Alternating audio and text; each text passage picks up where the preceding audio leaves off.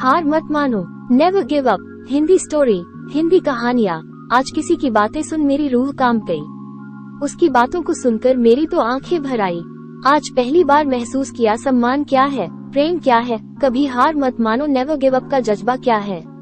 चलिए अपने उस वाकये से आपको रूबरू करवाती हूँ। कुछ दिन पहले ही मैं अपने बेटे का हाथ पकड़े, जो कि अभी 5 वर्ष का है, उसकी जिद को पूरा करने के लिए बाजार की तरफ जा रही थी।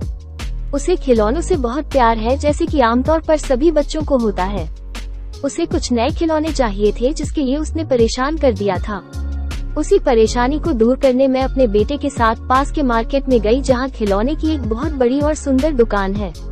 उसे उसकी पसंद के खिलौने दिलाए और वापस आने लगी। थोड़ा आगे बढ़ी थी कि किसी की आवाज आई, दीदी ये फूल देखो कितने सुंदर हैं, इन्हें ले लो। मैंने देखा फूल वाकई सुंदर थे। रंग बिरंगे ट्यूलिप बड़े ही सुंदर और आकर्षक लग रहे थे, और ट्यूलिप तो मुझे फूलों में सबसे ज्यादा प्रिय है, इसलिए शायद कुछ ज्यादा ही मन को भा गए। मैंने कहा, हाँ सुंदर तो बहुत है, लेकिन मुझे यह नकली फूल पसंद नहीं। उसने कहा, दीदी मेरे पास और भी है, एक बार देख लीजिए ना, मैंने खुद बनाए हैं।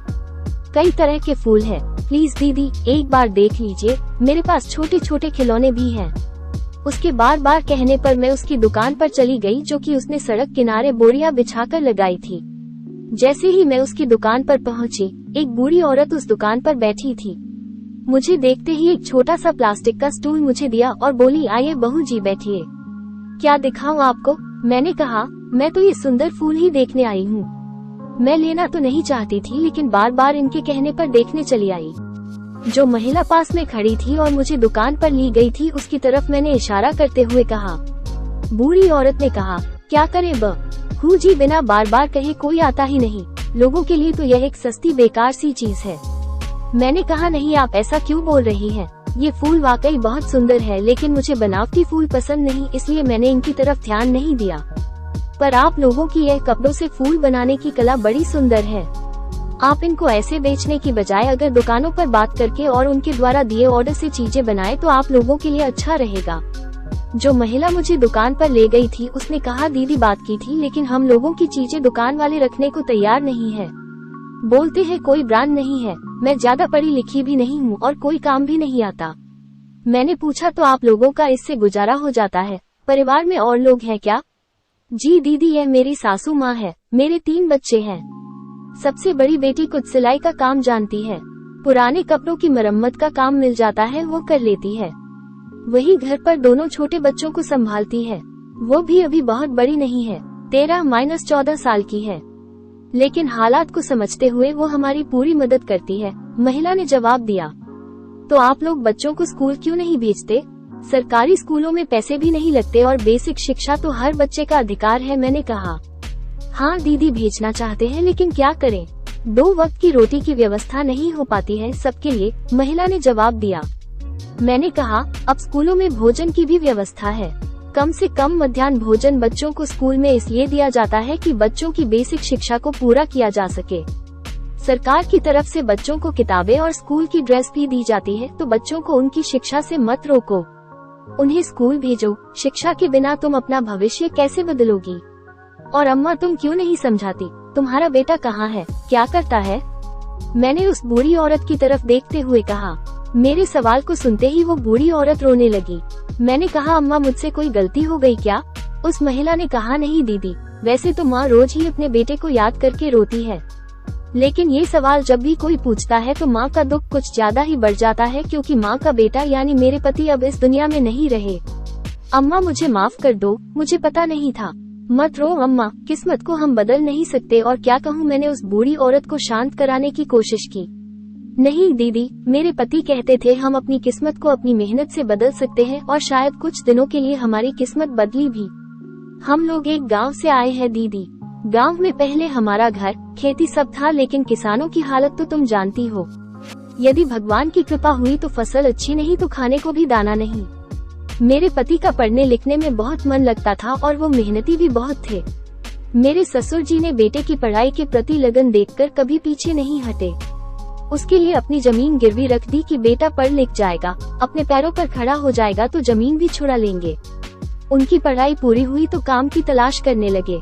शहर में छोटी सी नौकरी भी लगी थी। तनख्वाह कम थी लेकिन हमेशा आगे बढ़ने के बारे में सोचते, कभी निराश नहीं होते और ना हम लोगों को होने देते। अपनी मेहनत से उन्हें एक जगह बहुत अच्छी नौकरी फिर से मिली। दीदी पुरानी नौकरी को छोड़कर वो नई नौकरी करने जा रहे थे। उस दिन हमारी बात भी हुई थी। माँ और बाबूजी ने उनसे कहा, बेटा नई नौकरी में लग गए तो जल्दी छुट्टी नहीं मिलेगी, एक बार घर आ जाओ फिर नई नौकरी पर जाना, और वो मान गए।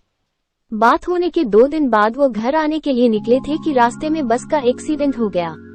उस बस में सवार सभी लोग मारे गए, उसमें मेरे पति भी थे। दीदी इतना बोलते बोलते उसका गला भर आया और वो कुछ आगे बोल नहीं पाई। थोड़ी देर तो मुझे भी ऐसा लगा जैसे सब कुछ रुक गया हो। चारों तरफ एक ऐसा मौन छा गया कि गाड़ियों की आवाज भी सुनाई नहीं दे रही थी। तभी मेरे बेटे की आवाज ने मुझे वर्तमान में लौटाया। उसने घर जाने की जिद की तो मैंने उसे वहाँ रखे खिलौने दिखाकर बहलाया। मैंने महिला से पूछा, आपके बाबूजी ससुर कहाँ है इस समय? महिला ने कहा, दीदी वो एक्सीडेंट तो हमारे बुरे समय की शुरुआत थी। इस हादसे से बाबूजी ने खाट पकड़ ली। उनकी बीमारी में जमा पूंजी तो गई ही, हमारा घर भी चला गया। जमीन तो पहले ही चली गई थी और हम बाबूजी को भी नहीं बचा पाए। वही हम लोगों का एकमात्र सहारा थे। अब हमारे पास ना घर है, ना जमीन और ना ही पैसा। और जिसके पास कुछ नहीं होता उसका कोई साथ नहीं देता है। अब तो बस ये बूढ़ी माँ और 3 बेटियाँ, इसके सिवा कुछ नहीं। इसलिए हम गांव छोड़कर शहर आ गए कि कम से कम 2 वक्त का खाना तो बच्चों को खिला सकेंगे। उनकी बातें सुनकर मेरे भी आंसू निकल आए। कुछ समझ नहीं आया कि क्या बोलूं, क्या कहूं। मेरे गले से ना तो आवाज निकल रही थी और ना ही आंसू थम रहे थे। आज पहली बार किसी के दर्द से मेरी रूह तक कांप गई। कैसे इतनी दर्द में लोग इतनी मेहनत कर रहे हैं, जिंदा है। मेरे पास कोई शब्द नहीं थे तब उनसे कहने को, ना अब है आप लोगों तक उस दर्द को पहुंचाने के लिए। मैंने उनकी मदद करने के लिए उनको कुछ पैसे दिए कि अम्मा ये रख लो और देखती हूँ मैं तुम्हारे लिए क्या कर सकती हूँ। उसने वो पैसे नहीं लिए, बोली हमारे सामान से ज्यादा कीमत हम नहीं ले सकते, किसी से पैसे नहीं लेते हैं, हमारी मेहनत से जो मिलता है उसमें ही हम गुजर करते हैं। उस बूढ़ी औरत ने कहा जिसे मैं अम्मा कहकर संबोधित कर रही थी। दीदी जिस दिन हमने भीख ली उस दिन हमारे पति के लिए हमारा सम्मान, प्यार और उनकी दी हुई सीख, हार मत मानो, नेवर गिव अप, लड़ते रहो, कीप फाइटिंग, कभी तो जीतेंगे, ही विल विन समडे, सब खत्म हो जाएगा।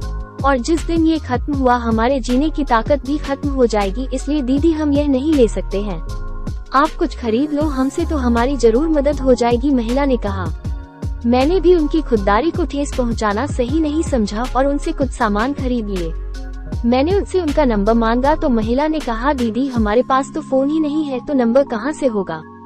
मैंने उन्हें अपना फोन नंबर दिया और कहा, कभी किसी मदद की जरूरत हो तो फोन करना, और मैं तो इस मार्केट में रोज ही आती हूँ तो आपको जब भी जरूरत हो मुझे बताना। ठीक है, अब मैं चलती हूँ। बच्चा भी गर्मी से परेशान हो गया था। बूढ़ी औरत ने कहा, ठीक है बहू जी, बच्चा परेशान कर रहा है, गर्मी भी बहुत है। मैं घर तो आ गई लेकिन एक अजीब सी बेचैनी थी अंदर। समझ नहीं आ रहा था क्या करूं। क्यों भगवान दर्द देता है तो इतना कि सहने की क्षमता ही ना हो। उस दिन उस दर्द के आगे और सब छोटा और बेमतलब लगने लगा। उस दिन से मेरा जिंदगी को देखने का नजरिया ही बदल गया। उस महिला की हिम्मत और कभी हार मत मानो, नेवर गिव अप का जज्बा जो उसे आज भी मुसीबतों से लड़ने की ताकत दे रहा है, हमेशा बनी रहे बस, ताकि जीवन में वो भी कुछ प्राप्त कर सके। आपको कहानी कैसी लगी कमेंट में बताना जरूर। इस चैनल पे पहली बार आए हो तो वीडियो को लाइक करके चैनल को सब्सक्राइब करना और बेल आइकन को प्रेस करके नोटिफिकेशन की घंटी दबा देना, जिससे सबसे पहले आपको नए वीडियो की नोटिफिकेशन मिल जाए। Thanks for watching.